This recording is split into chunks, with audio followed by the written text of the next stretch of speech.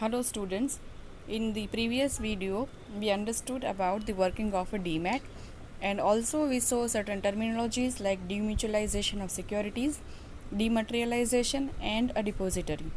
Let us have a quick recap. Demutualization means operating and ownership rights are differentiated so that the operators of BSE or NSE or any other stock exchange cannot trade in securities, and those who trade do not have any management or operation rights in stock exchanges.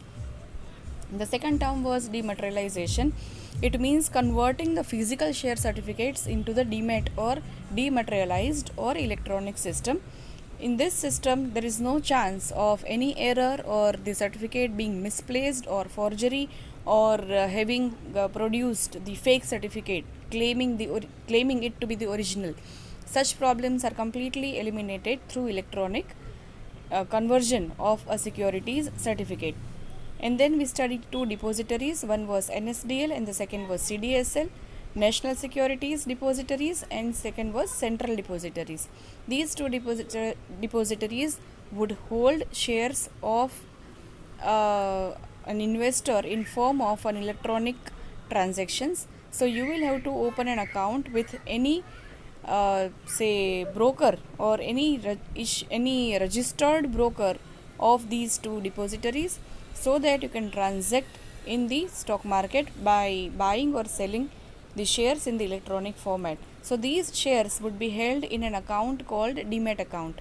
This demat account you have to open with a broker, and that broker can also be a depository participant, means he can have the subsidiary of those two or any one of those two depositories, so that he can sell or buy on your behalf. Today we would study procedure to trade in a securities through stock exchange.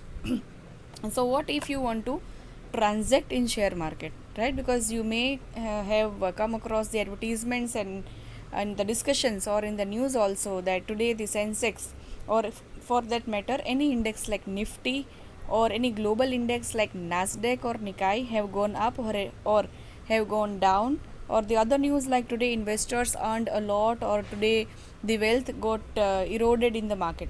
Such news are related to the stock exchanges. So if you also want to trade in shares like equities, preference or bonds, you must follow the following process. The first is selection of a broker. So an investor interested in buying or selling of securities must, as a first step, select a broker who has to have himself registered with the stock exchange. The investor must sign a broker client agreement and fill a client registration form to start trading of securities. The broker opens a trading account in the name of the investors on receiving the following information. So you as an investor or proposed investor will have to give your permanent account number. That is mandatory for even opening a bank account today. Permanent account number was actually started for recording your income tax related matters, but now it has been accepted in all the financial transactions, and at certain places it is must. So by entering only a PAN card number, all your financial investments and details can be seen by the authorities. So there is no scope of hiding anything. Then you have to give your date of birth and address. Date of birth is important because if you are a minor, then your account has to be operated by your guardian or parents.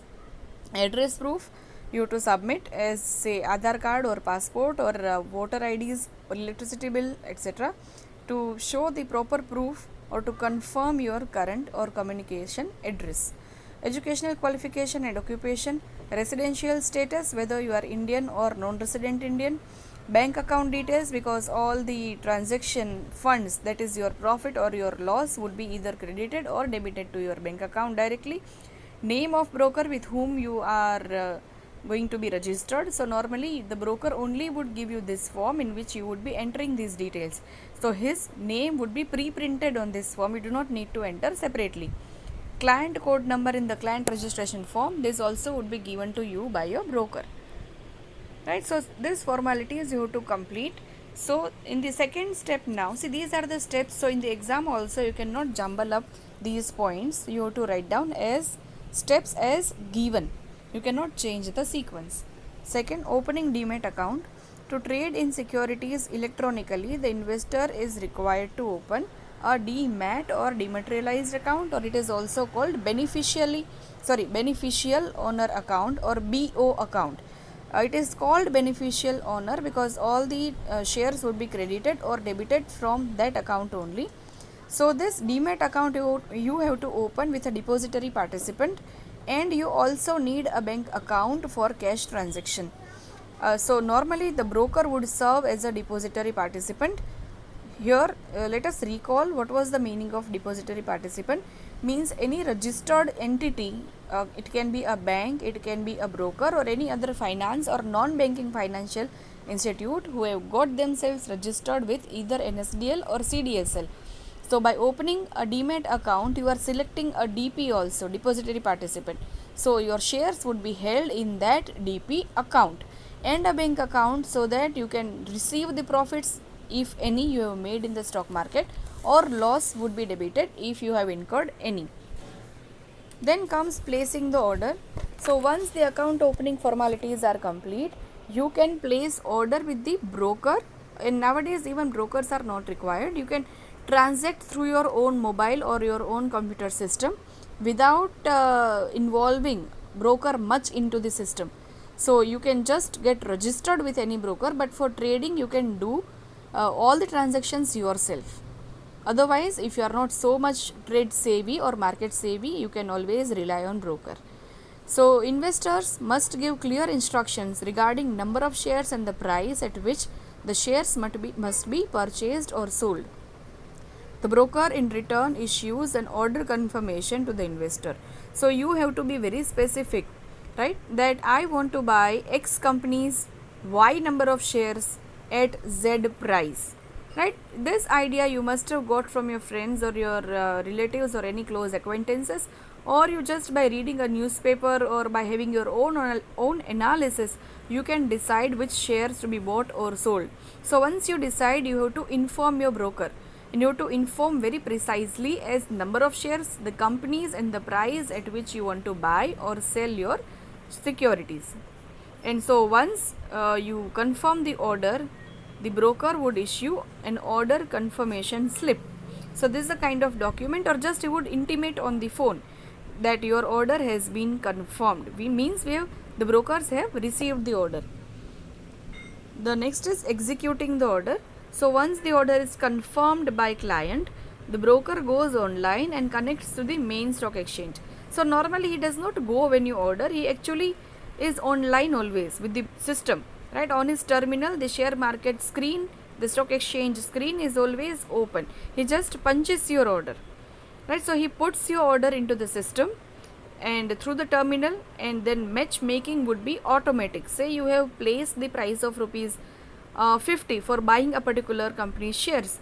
So when somebody also want to sell the price at rupees 50, your orders would be matched automatically, and you would be buying the shares at 50 rupees. At the some other end, somebody would be selling the shares at 50 rupees. So that is known as automatic matching. So once the order is placed, is executed, then the broker's terminal would receive the transaction notification that the trade has been executed. And so within 24 hours of executing the trade, the broker will issue a contract note. Contract note is important for the MCQ questions, multiple choice questions, or any other objective type question, in which you have to answer you have to identify from the definition that this is called a contract note. In a contract note, the time, the date, number of shares, the price of shares, and even the company whose shares you bought or sold would be recorded, and that slip would be given to you as an acknowledgement, in which a unique order code would also be written. So this would be used as a legal document wherever it is needed for any legal complications. And in this contract note, even the brokerage charges would be written. So whether you buy or you sell, whether you earn profit or you earn losses, you have to pay a certain percentage as brokerage charges for the services availed by you and offered by your broker. The next step is settlement. This is very important because this is asked for 3 marks as well as for 1 mark. But this year we cannot be very sure about the marking pattern because yet we have to wait for any changes to be introduced by CBSE. But till now we just assume that this is important for 1 mark and 3 marker questions. Settlement is done as soon as you receive the contract note. So as soon as you receive the contract note, you are required to either deliver the shares you have sold. Let's say for example you have sold the shares, so you are eligible to receive the money, and you have to also give the securities to the one who has bought from you. Or assume that you are buying the shares or you bought the shares that day, so you need to receive the shares as well as you have to make payment for the shares you have bought, right? So he or the person who has bought or sold may deliver a day before the broker delivers payment or securities to the exchange. The day payment is made and securities are delivered is called as pay in day, because in pay in day, whatever transaction you are doing, you are completing the transaction. Say you are selling the shares, then you will be receiving the money, or if you are buying the shares, you would be receiving the shares. The pay in day is a day before the deal has to be settled and finalized, and on T+2 day, the broker delivers payment or securities to the exchange. So T+2 system I had explained in my previous video. It is trade plus second day. So if you are trading today, that is on Wednesday, then Thursday and Friday. On Friday, your broker has to deliver either the payment if you have bought the shares, or the securities if you have sold the shares to the exchange, right? So with effect from 1st April 2003, the settlement cycle of T+2 day is on a rolling settlement basis. This term is very important, rolling settlement basis. So the day of settlement is called payout day, in which the broker must make the payment to investors within 24 hours of payout day, and securities are directly delivered to investors' demat account in demat form. So once here, let me again explain.